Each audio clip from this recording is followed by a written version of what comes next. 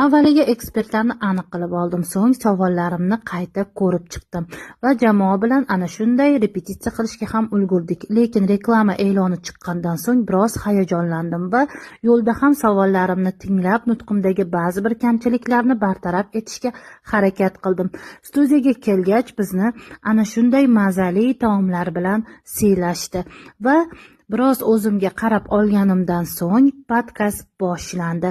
Kadr ortida ham juda ham manfaatli va qiziqarli suhbat bo'ldi.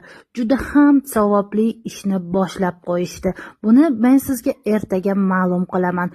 Kuzatib boring, afsuslanmaysiz. Bu mening birinchi podkastim bo'lgani uchun xato va kamchiliklar bor albatta. Ammo birinchisiga yomon emas. Shoira Isakova o'z mashinalarida kelmaganlari ham mening foydamga bo'ldi. Sababi yo'lda psixologning tekin maslahatlaridan bahramand bo'ldim.